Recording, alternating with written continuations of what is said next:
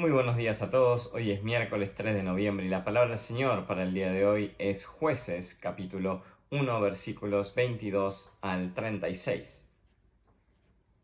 Benjamín, Efraín, Manasés, Zabulón, Aser, Neftalí y Dan no lograron vencer al enemigo y tuvieron que permitir que estas naciones naciones impías siguieran viviendo en sus territorios.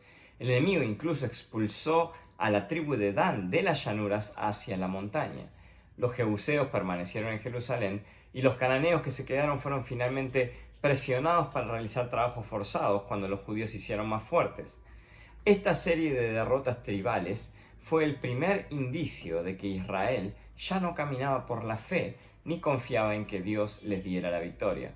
Los sacerdotes poseían una copia del libro de Deuteronomio y se les ordenó a ellos leerla públicamente a la nación cada año sabático durante la fiesta de los tabernáculos. Si hubieran sido fieles a su trabajo, los líderes espirituales habrían leído Deuteronomio 7 y advertido a los israelitas que no debían perdonar a sus vecinos paganos. Los sacerdotes también habrían recordado al pueblo las promesas de Dios que les ayudaría a derrotar a sus enemigos. Fue recibiendo y obedeciendo el libro de la ley como Josué había crecido en fe, en valor, y esa misma palabra había permitido a la nueva generación vencer a sus enemigos y reclamar su herencia. El primer paso que dio la generación hacia la derrota y la esclavitud fue descuidar la palabra de Dios, y las generaciones desde ese entonces han seguido cometiendo ese mismo error, descuidar la palabra de Dios. Dice 2 Timoteo 4, versículos 3 y 4, porque vendrá el tiempo cuando no soportarán la sana doctrina, más bien, teniendo comezón de oír, amontonarán para sí maestros conforme a sus propias pasiones, y a la vez que apartarán sus oídos de la verdad, se volverán a las fábulas. El pastor Warren Wiersbe dijo una vez: temo que demasiados creyentes hoy en día están tratando de vivir de comida rápida religiosa, dispensada para su fácil consumo, sin necesidad de masticar, por maestros entretenidos que dan a la gente lo que quieren, no lo que necesitan. Es de extrañar que muchas iglesias no estén experimentando el poder de Dios en sus ministerios. Termina diciendo así el pastor. Esto lo dijo alrededor de los años 80 y es algo que se sigue aplicando en nuestro diario vivir.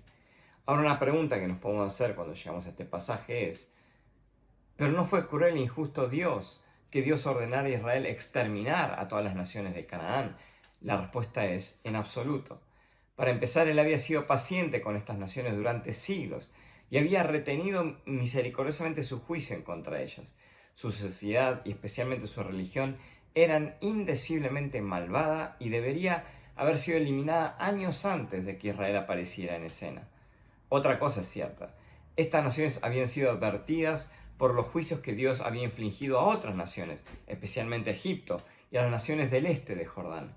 Rahab y su familia, ellos contaron con suficiente información para poder arrepentirse y creer, y Dios los salvó a ellos. Por lo tanto, tenemos todo el derecho a concluir que Dios habría salvado a cualquiera que se hubiera vuelto a Él. Estas naciones estaban pecando contra un torrente de luz al rechazar la verdad de Dios y seguir su propio camino. Dios no quería que la suciedad de la sociedad y la religión cananeas contaminaran al pueblo de Israel.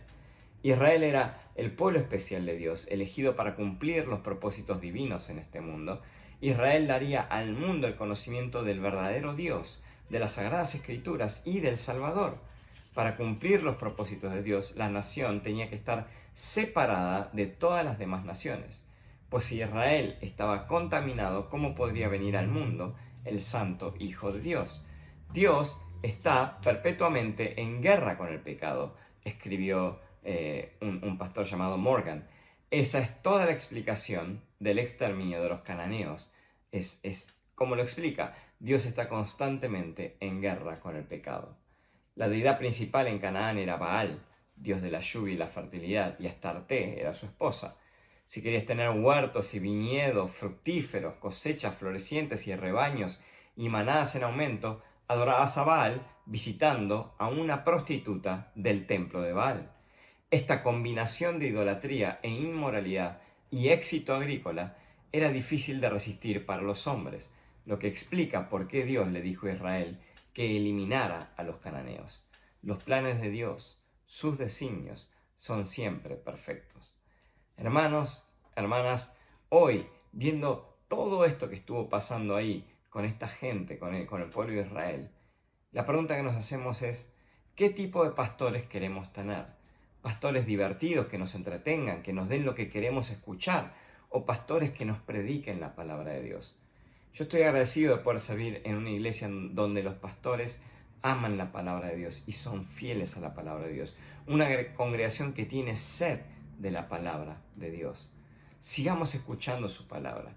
Sigamos obedeciendo los mandamientos de Dios, que son perfectos, y crezcamos cada día más en Él, diferenciándonos de las naciones paganas que nos rodean y llevándoles a ellos la luz del Evangelio, llevándoles a ellos el mensaje de la salvación. Que Dios los bendiga ricamente.